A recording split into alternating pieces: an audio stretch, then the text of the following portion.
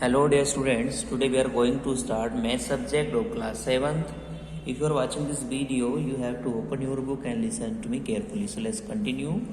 So dear students, as you know that in my previous video we have completed exercise number 10.1 and today we will start exercise number 10.2, in which question number 1 is if 20% space of a godown can hold 450 kg rice, तो find the full capacity of the godown.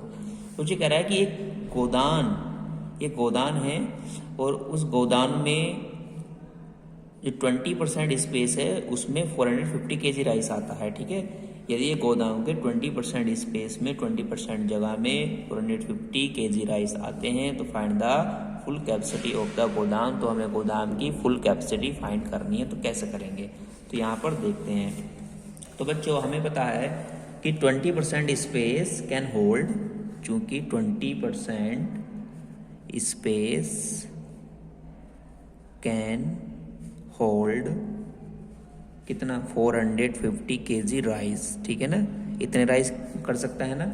यानी बच्चों जो 20% है किसका, उस पूरे गोदाम का, उस पूरे गोदाम के स्पेस का, उसमें कितना आता है 450 kg राइस आता है। तो मान लूँगा लेट टोटल स्पेस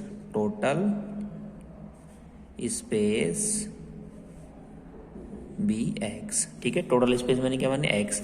तो बच्चों अब एक्स क्या है, जो टोटल स्पेस है, यानी जो एक्स का 20% है, एक्स का 20 यानी एक्स ऑफ 20%, एक्स का 20% वो किसके इक्वल होगा 450 kg के इक्वल तो होगा।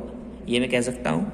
तो x मल्टीप्लाई 20/100 राइट कर सकता हूँ इज इक्वल टू 450 राइट कर सकता हूँ। 0 से 0 2 5 जा 10, x इज इक्वल टू 450। ये 5 यहाँ पर क्या है बच्चों, डिवाइड में हो जाएगा, मल्टीप्लाई में पहुँच जाएगा। तो x is equal to 5 0 0 5 25 2 carry 5 4 जा 20 और 2 कितना होगा 22। यानी उस पूरे गोदाम में 2250 kg राइस आ सकते हैं। ठीक है, क्योंकि यहाँ पर एक्स हमने क्या माना था, एक्स हमने टोटल स्पेस माना था। ठीक है, तो ये क्लियर हो चुका। आगे देखें क्वेश्चन नंबर 2।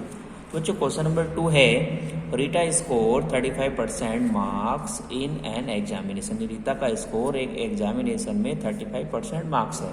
ठीक है, इफ सी स्कोर 140 मार्क्स, यदि उसका स्कोर 140 मार्क्स था तो find the total number of marks. तो टोटल नंबर ऑफ मार्क्स यानी मार्क्स की कुल संख्या बतानी, नहीं कुल कितने मार्क्स थे वह हमें बताने हैं। तो हमें ये पता है कि एग्जाम में रीता का 35% मार्क्स का स्कोर था। तो बच्चों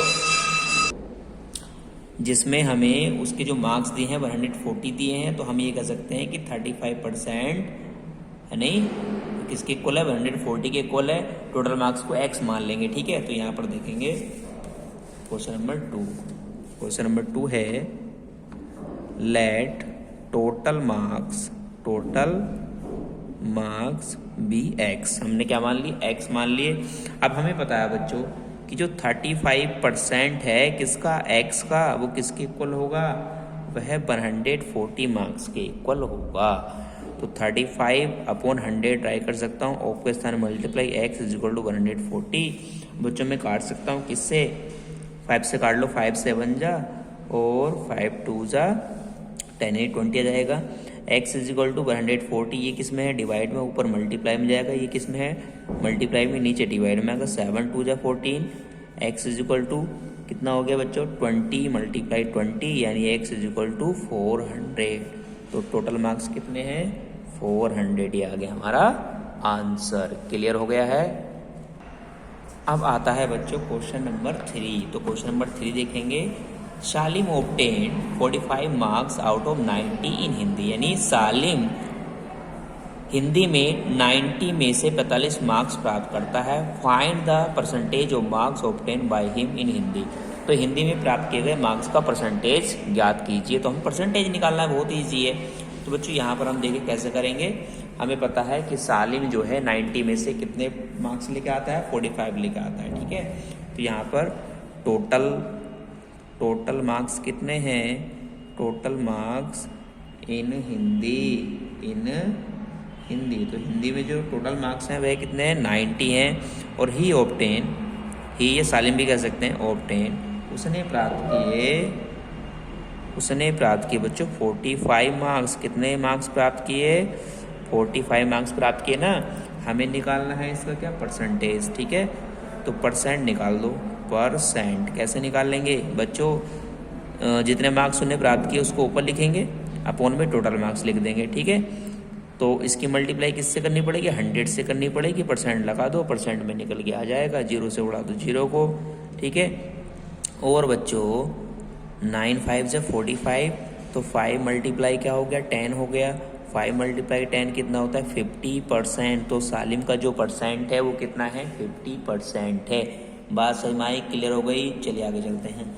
आगे बच्चों अब आते हैं क्वेश्चन नंबर 4 पर। तो बच्चों क्वेश्चन नंबर 4 है, देखेंगे कि Rahul earns 4550 rupees every month. Rahul प्रत्येक महीने 4550 रुपये कमाता है। एंड स्पेंड और खर्च करता है 3640 रुपीज़। 3640 रुपये खर्च कर देता है। Find his expenditure as a percentage. तो परसेंटेज में उसका एक्सपेंडिचर राइट करना है। ठीक है, तो परसेंटेज में कैसे फाइंड करेंगे? देखो यहाँ पर तो बच्चों हमें पता है कि राहुल कितने रुपए कमाता है। ठीक है, जैसे क्वेश्चन नंबर 4 है, यहाँ पर देखेंगे क्वेश्चन नंबर 4 का सॉल्यूशन। ठीक है, तो राहुल अर्न्स कितने रुपए? 4550 रुपीज़ कमाता है और वह स्पेंड कर देता है। ही स्पेंड वह खर्च कर देता है। कितने रुपए खर्च कर देता है? 3640 रुपीज़। तो find the expenditure as percentage. तो हम निकाल लेंगे एक्सपेंडिचर